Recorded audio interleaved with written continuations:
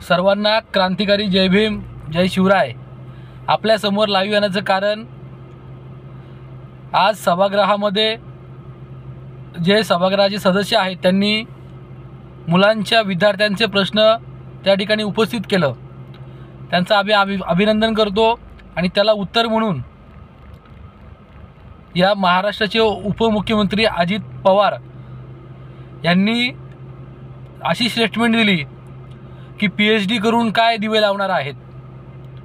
या देशामध्ये ज्यांनी महापुरुषांनी पीएचडी केलेल्या अशा लोकांनी या देशासाठी योगदान दिलेलं स्वतःचं शिक्षण पूर्ण करून, म्हणून एकंदरीत अजित पवारांची स्टेटमेंट अशी आहे की पीएचडी करून तुम्ही काय दिवे लावणार।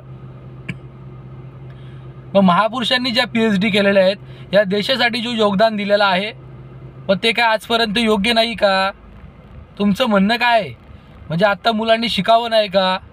एकंदरीत अजित पवारांनी त्यांच्या पदाचा दुरुपयोग करतात आणि नाही तसलं बोलतात।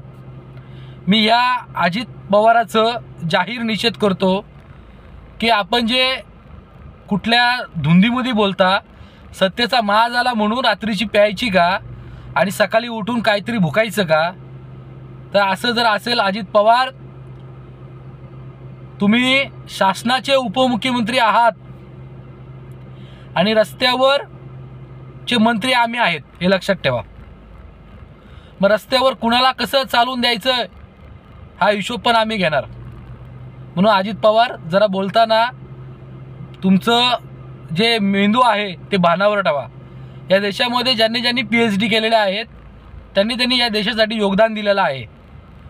म्हणून या अशा जे काही स्टेटमेंट करता हे चुकीचं आहे आणि याचा आम्ही तुमचा निषेधच करतो।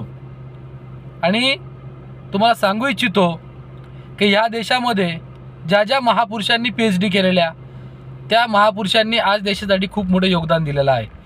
जरा अभ्यास कर, जरा वाच, म्हणजे तुझ्या लक्षामध्ये येऊन जाईल। जय भीम जय शिवराय जय संविधान जय पॅंथर।